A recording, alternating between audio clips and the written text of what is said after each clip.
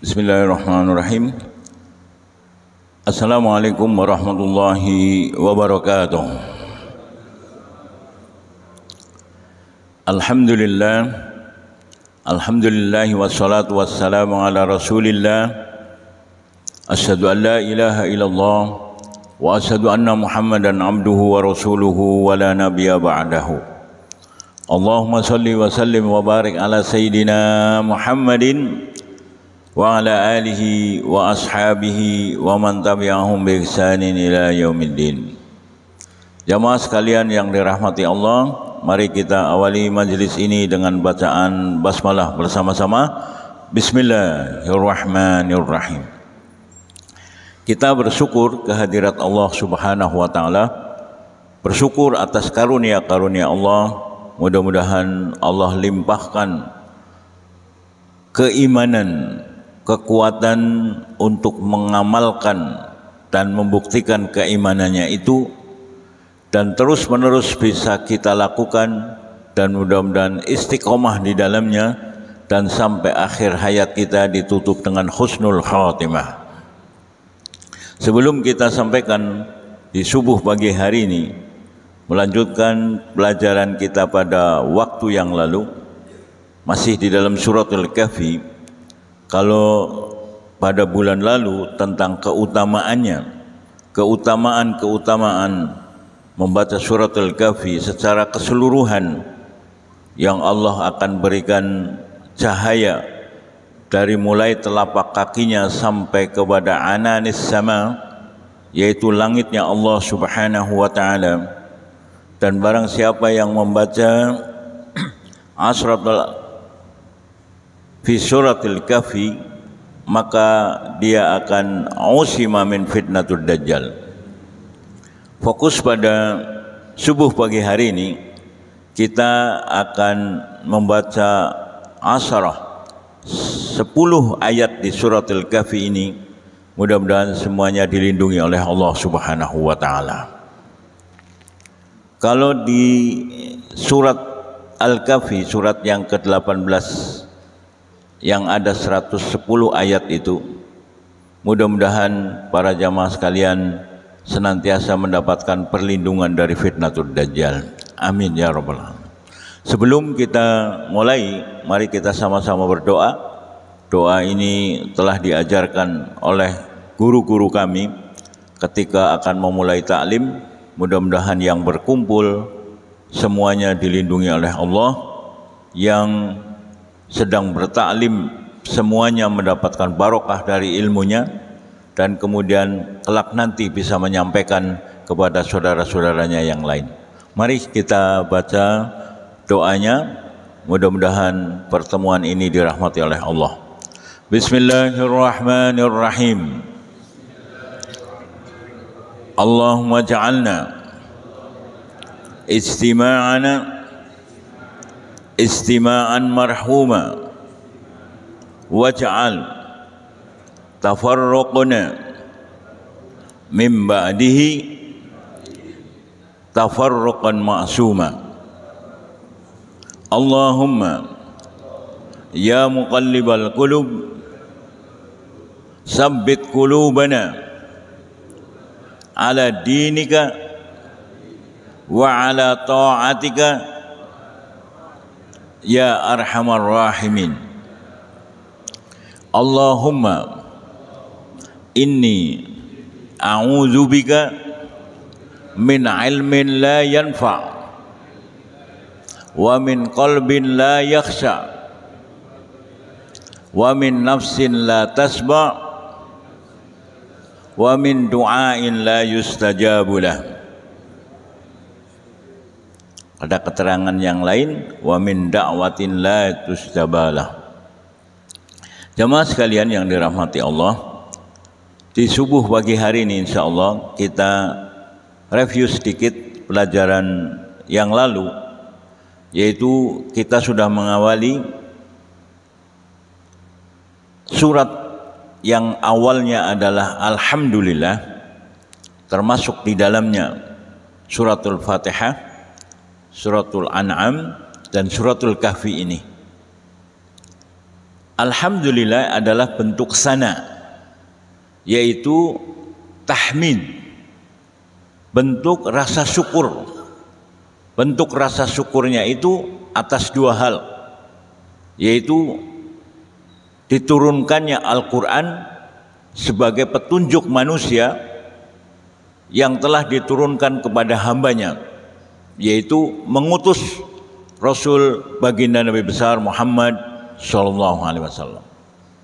Keduanya merupakan nikmat yang agung karena Al-Quran itu adalah petunjuk untuk menjalani kehidupan, Rasulnya adalah contohnya.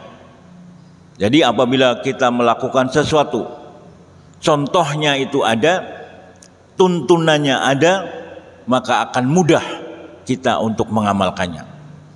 Maka pada ayat kedua, qayyiman, lurus ajarannya, apa yang dibawa oleh Rasul, apa yang telah dituntunkan Rasul, apa yang telah disampaikan Rasul adalah lurus, mustaqiman, qayyiman. Allah menyebutnya qayyiman. Untuk apa? Yaitu memberikan peringatan yang keras kepada orang-orang kafir akan siksa yang pedih karena kekufurannya. Saya ulangi, memberikan peringatan yang keras. Al-Quran itu untuk orang-orang kafir akan mendapatkan siksa yang sangat pedih. Pada sisi lain, ayat itu memberikan tafsir, yaitu kabar gembira untuk orang-orang mukmin.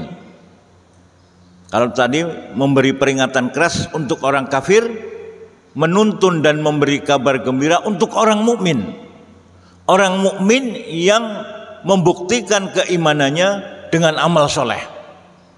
Maka ini nanti ada salah satu doa di ayat yang ke-10 yang menjadi fokus pembahasan kita pada subuh pagi hari ini, yaitu Rabbana atina min ladunka rahmah. Kemudian ayat dari 1 sampai 4 yang isinya adalah sana, tahmid, qayyim, lurus, kemudian indar dan tafsir, yang mudah-mudahan kita semuanya dikokohkan, dikuatkan dengan keimanan kita sekalian. Amin ya rabbal alamin. Pada ayat 5 sampai dengan ayat ke-9, yaitu berbicara tentang ucapan orang kafir yang mengatakan bahwa Allah itu mempunyai anak, dan itu terbantahkan dengan kalimat yang ada di dalam suratul Ikhlas. Kemudian ayat 6 adalah kekufuran, berpalingnya orang-orang kafir supaya tidak membuat sedih baginda Nabi besar Muhammad SAW. Ini pelajaran bagi orang-orang mukmin yang mendakwahi, yang melakukan dakwah. Apabila mad'unya belum bisa beriman seperti apa yang diharapkan, janganlah terlalu sedih, janganlah terlalu gundah, karena sesungguhnya hidayah itu adalah dari Allah dan milik Allah Subhanahu wa ta'ala. Maka ayat itu isinya di dalam keterangan tafsir Muhammad Ali Sobuni, tasliyatun, adalah hiburan bagi Nabi besar Muhammad sallallahu alaihi wasallam. Karena pada kalimat fala'allaka, yaitu Rasulullah merasa sedih karena berpalingnya orang-orang musyrikin ketika sudah diseru. Selama perjalanan dakwah itu mereka terus berpaling dan tidak beriman kepada Allah dan juga Rasulnya. Kemudian ayat 7, 8, 9 berbicara tentang hiasan dunia, bahwa perjalanan hidup kita senantiasa dihiasi oleh hiasan-hiasan duniawi, yang semuanya itu linabluwakum, untuk menguji kamu sekalian siapa yang terbaik amalannya. Jadi kita jangan terkecoh, jangan terperdaya dengan kehidupan dunia ini, karena pada ayat berikutnya bahwa dunia ini adalah fana. Dunia ini adalah akan rusak, akan binasa. Yang kekal adalah kelak nanti, yaitu yaumul akhirah. Maka mudah-mudahan pada dua ayat ini kita diharapkan untuk bisa menguatkan keimanan kita sekalian. Ya, dimulai slide berikutnya dari 1, 2, 3 ini. Ya, ini ayat ini alhamdulillah as-sana, pujian kepada Allah yang telah menurunkan kepada hambanya ini. Tadi yang saya sebutkan ini kesyukuran.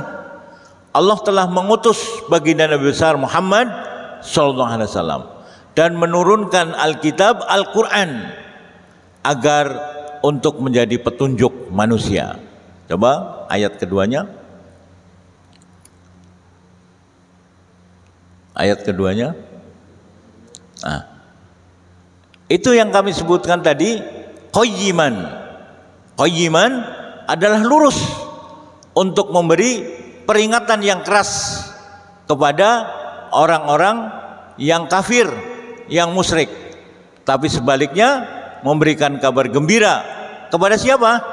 Orang-orang mukmin. Siapa orang-orang mukmin? Adalah orang-orang yang mengamalkan amal solehnya. Mereka kelak nanti dengan amalan ketika di dunia itu akan mendapatkan jaza. Ini annalahum apa ini? Ajron.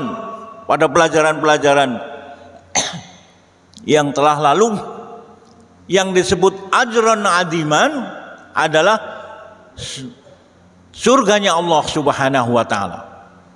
Mereka kelak nanti akan kekal di dalamnya. Pada ayat berikutnya,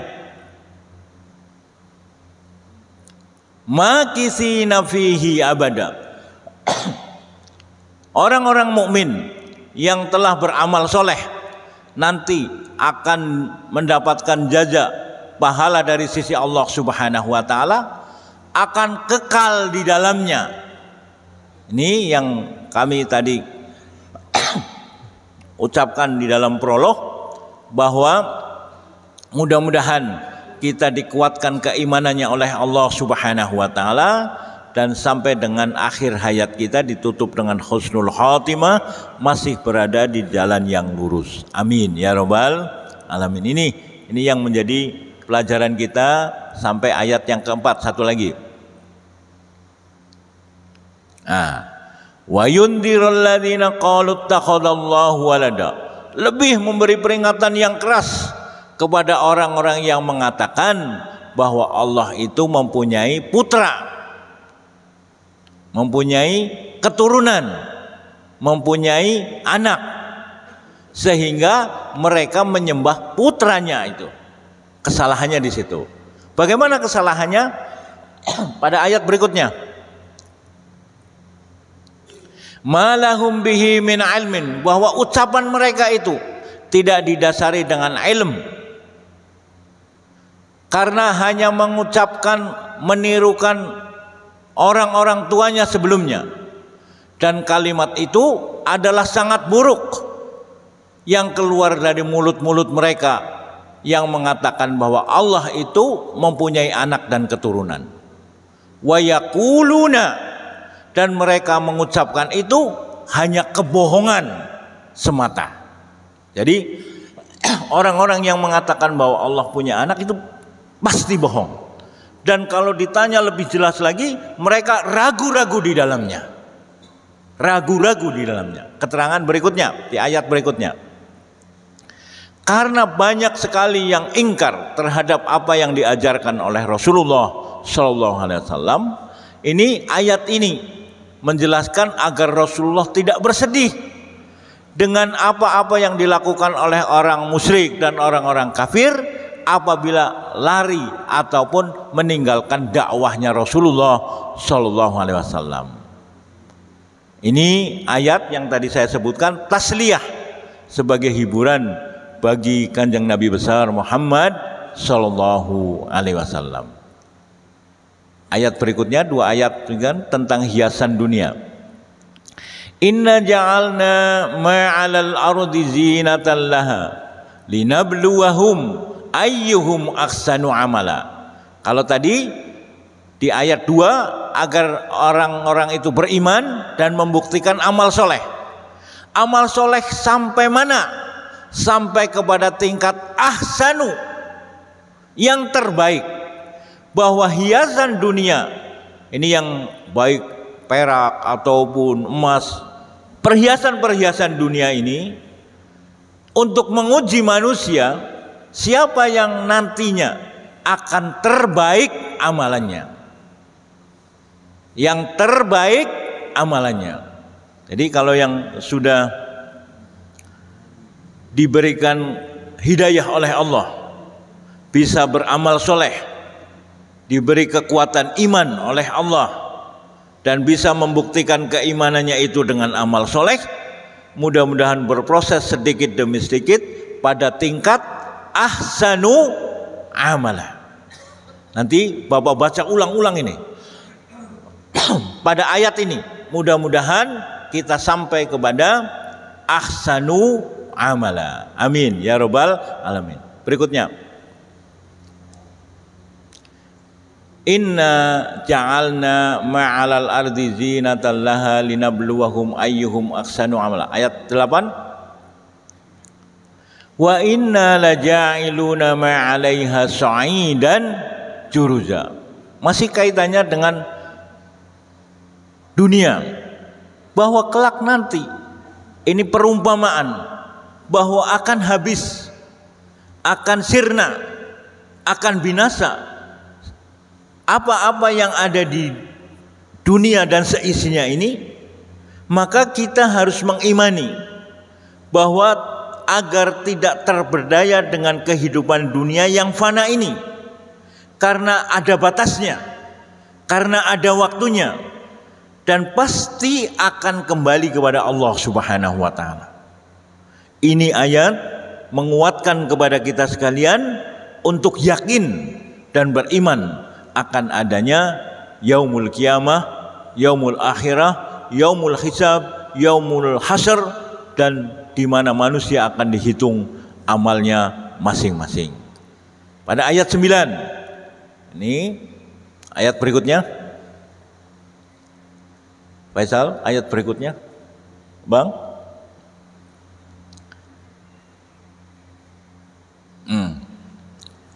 Kita akan memulai untuk membaca surat Al-Kahfi ini, dimulai dengan ayat ini. Am hasibta anna ashabal kahfi warraqimi kanu min ayatina ajaba. Sungguh kisah tentang ashabul kahfi yang orang-orang Quraisy bekerja sama dengan orang Yahudi menanyakan kepada Kanjeng Rasul, yang maksud dari pertanyaannya itu akan memalukan Kanjeng Rasul, bahwa tidak akan bisa menjawab tentang ashabul kahfi ini, karena kejadiannya sudah ratusan ataupun ribuan sebelum Kanjeng Nabi besar Muhammad sallallahu alaihi wasallam. Ini sering di dalam bab ilmu ada orang-orang yang bertanya, pertanyaannya itu hanya ingin untuk mempermalukan orang-orang yang mendakwahinya itu. Dan ini sering terjadi dan akan sering terjadi apabila kita tidak diberikan kekuatan oleh Allah Subhanahu wa taala, akan terperanjat dengan pertanyaan-pertanyaan baik orang Quraisy, orang-orang kafir ataupun orang Yahudi. Maka sekali lagi, mudah-mudahan kita dikuatkan dan dikokohkan keimanan kita sekalian. Amin ya rabbal alamin. Kekuatan iman, kekokohan iman dan rahmat dari sisi Allah ada di surat yang ke-10 yang akan menjadi bahasan kita sekalian. Mari kita masuk ayat yang menjadi bahasan kita sekalian, yaitu adanya di ayat yang ke-10.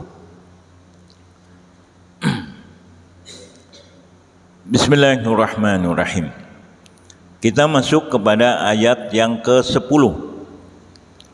Ayat itu berbunyi demikian: idh awal fityatu ilal kahfi faqalu rabbana atina min ladunka rahmah wa hayyi' lana min amrina rasyada. Saya urut dulu dari kata-kata yang ada di dalamnya. Kalimat hayya'a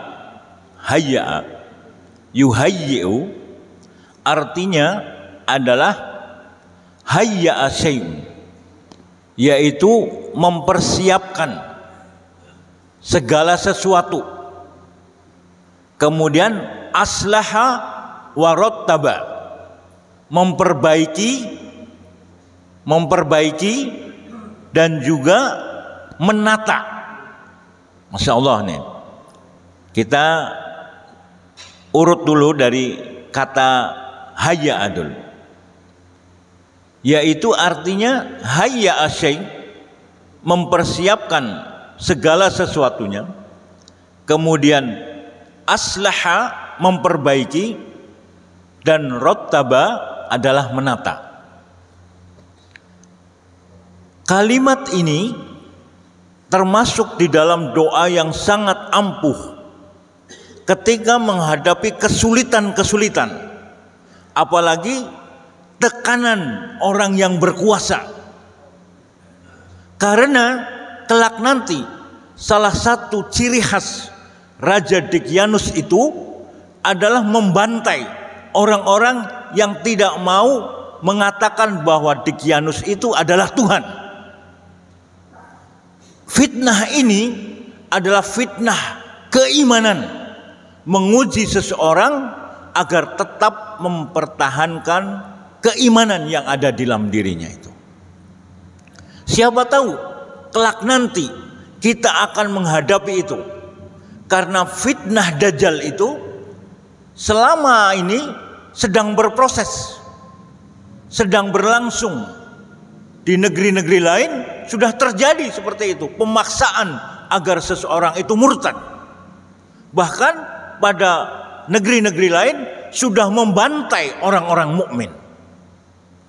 Kekuatan iman dibutuhkan dalam fitnah-fitnah keimanan seperti itu, dan mudah-mudahan ini Allah menguatkan diri kita dan memperbaiki diri kita secara keimanan, dan kelak nanti menata kehidupan kita sekalian dengan rosada.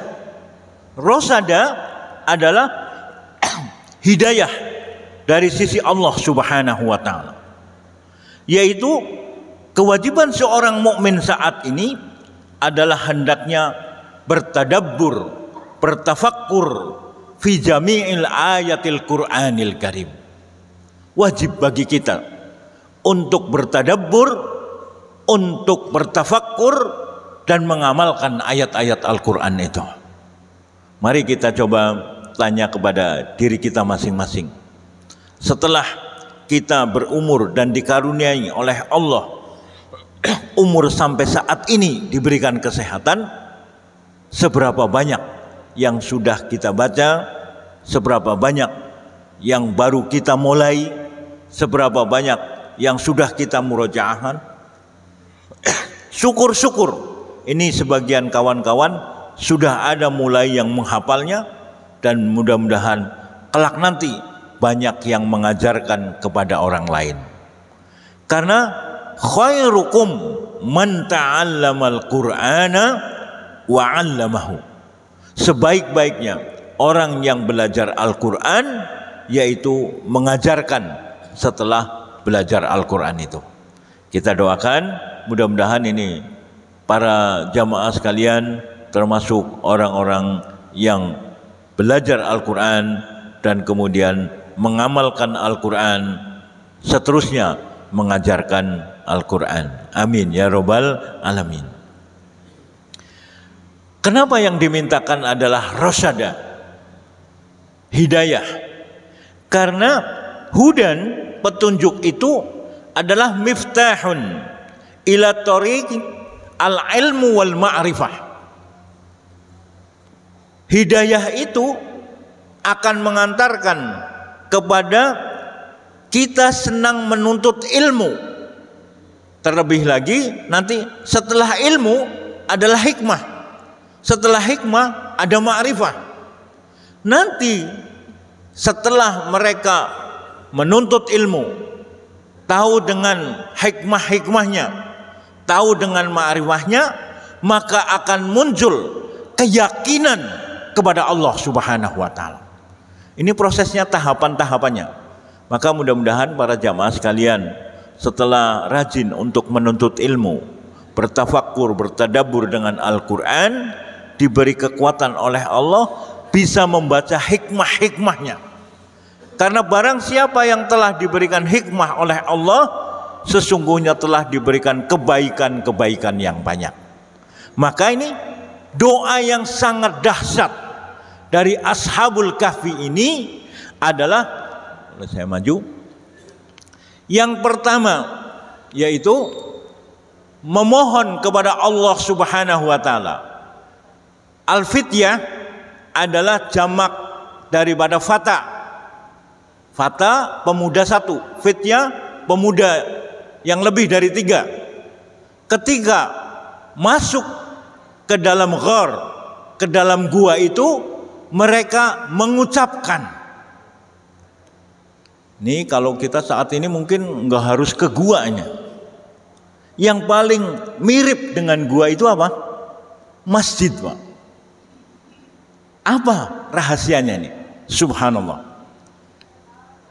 Faqalu, mereka orang-orang muda ini mengatakan atau berdoa, Rabbana, ya Tuhan kami, atina, tadi hayya, mohon dipersiapkan segala sesuatunya, diperbaiki dirinya, ditata kehidupannya, yaitu memohon kepada Allah Subhanahu wa taala min ladunka, dari sisi engkau. Pada pelajaran yang lalu, Allah Subhanahu wa taala adalah yang menciptakan langit dan seisinya, yang meninggikan langit dengan segala cahayanya, yaitu minta rahmatan. Saya ulangi ini kalimat rahmatan pakai tanwin. Rahmatan termasuk di dalamnya adalah rizqum minallah. Rizqum minallah. Saya ulangi, karena rizqum minallah di dalamnya ada fadlun, kemuliaan karunia dari Allah, dan juga ada rahmatun. Kalau fadlun mengantarkan kepada peribadatan, kalau rahmatun ini kaitannya dengan iman kepada Allah dan juga amal soleh. Mengapa yang diminta pertama itu adalah rahmatun? Karena di dalamnya ada iman dan amal soleh. Saya ulangi, ada iman dan amal soleh. Kalau bapak-bapak masuk ke masjid, yang didoakan apa? Apa coba? Abwaba rahmatik. Abwab itu adalah pintu-pintu. Pintu-pintu. Kalau babun satu, abwab bentuk jamak plural, yang isinya adalah pintu-pintu. Ya Allah anugerah. Ketika masuk, nanti praktekkan ini, akan berbeda di dalam hati. Allahumma ftahli abwaba rahmati. Dan itu yang didoakan oleh Ashabul Kahfi ketika mendapatkan tekanan yang sangat dahsyat dari Raja Dicyanus. Doanya ini masuk ke dalam gua. Dan kemudian kalau menurut keterangan yang lain mendapatkan fadlun. Fadlun karunia Allah. Dan karunianya itu bisa beribadah kepada Allah Subhanahu wa taala. Kelak nanti berikutnya akan ditata kehidupannya, ditata rezekinya oleh Allah Subhanahu wa taala. Inilah yang mudah-mudahan memotivasi kita sekalian. Ketika kita beriman, kita bertawakal kepada Allah, mudah-mudahan benar-benar beriman dan tawakal kepada Allah Subhanahu wa taala. Yakin bahwa Allah akan membukakan jalan pintu keluar. Contoh yang jelas yang dialami oleh Dunun, yaitu Nabi Yunus ketika mendapatkan tiga kegelapan. Tiga kegelapannya masih ingat pelajaran-pelajaran terdahulu, yaitu kegelapan malam, kegelapan dalam ikan, dan kegelapan dalam lautan. Itu semuanya gelap. Siapa tahu kita sedang menghadapi kegelapan-kegelapan itu, mudah-mudahan Allah bukakan pintu kemudahan kepada kita sekalian. Amin. Sebagai titik nih, setelah kita memohon kepada Allah Subhanahu wa taala rahmatan, yaitu yang isinya adalah rizqum minallah. Rizqum minallah adalah bentuknya fadlun dan rahmatun itu sendiri, yang mudah-mudahan Allah kuatkan keimanan kita sekalian dan mengantarkan kepada amal soleh kita sekalian. Amin ya robbal alamin. Kemudian ditutup doa itu, wahayyi lana min amrina rosada. Wahayyi tadi kita sampaikan hayya sain adalah disiapkan, disediakan segala sesuatunya. Karena di surat Al-Kahfi pada ayat-ayat 90 kemudian tentang Dzulqarnain berulang-ulang ada kalimat fa'at ba'a sababa. Nanti kalau bapak-bapak buka, fa'at ba'a sababa itu artinya Allah fasilitasi. Masya Allah, ini kalau sudah bisa mengamalkan perintah-perintahnya, Allah akan fasilitasi. Fa'at ba'a sababa. Ketika tadi masuk ke rumah-rumah Allah, masjid-masjid Allah, dengan membaca Allah maftahli abwaaba rahmatik, mudah-mudahan Allah memberikan kekuatan iman kepada kita sekalian. Dan kemudian memohon kepada Allah, dipersiapkan segala sesuatunya yang bisa mengantarkan kepada petunjuk Allah Subhanahu wa taala. Saya cari beberapa keterangan pada kalimat wahayyi lana min amrina rosada itu, yaitu adalah wabadzalu bisabab. Orang-orang muda itu telah mengumpulkan dua hal, yaitu al-jam'u baina sa'yi wal laju ilallah, yaitu antara mengumpulkan usaha dan juga bertawakal kepada Allah Subhanahu wa taala. Bentuknya apa? Tadarru' ilallah, bertadarru', wal luju ilaihi biddu'a, yaitu memohon kepada Allah dengan berdoa kepada Allah Subhanahu wa taala. Maka sekali lagi, mudah-mudahan pelajaran subuh pagi hari ini ada kekuatan doa yang bapak-bapak bacakan ketika mungkin sedang sholat ataupun di sholat tahajud, semuanya mendapatkan perlindungan dari sisi Allah Subhanahu wa ta'ala. Mari kita tutup Faisal yang pada slide terakhir. Sebelum kita membaca doa kafaratul majlis, ini saya kumpulkan beberapa doa-doa yang mudah-mudahan sebelum kita selesai ta'lim ini, kita sama-sama berdoa kepada Allah Subhanahu wa taala. Yang pertama, bagian dari doa para rasul ataupun para anbiya, dan kemudian doanya Ashabul Kahfi ini, yang mudah-mudahan di subuh pagi hari ini semua diberi kekuatan oleh Allah Subhanahu wa taala. Mari kita sama-sama memohon kepada Allah, dan mudah-mudahan Allah kabulkan permohonan dan doa kita sekalian. Amin ya rabbal alamin. Dan harapan kita setelah Bapak membaca suratul Kahfi ini, minimal yang 10 ayat ini, semuanya dilindungi oleh Allah Subhanahu wa taala. Dan mudah-mudahan secara kontinu, secara tiap hari Jumat, dan mudah-mudahan bisa mengamalkannya. Lihadhihi niyyah wa likulli niyatin sholihatin, kita baca kitab Al-Fatihah. A'udzu billahi minasyaitonir rajim. Bismillahirrahmanirrahim. Alhamdulillahi rabbil alamin. Ar-Rahmanir Rahim. Maliki yaumiddin. Iyyaka na'budu wa iyyaka nasta'in. Ihdinas siratal mustaqim.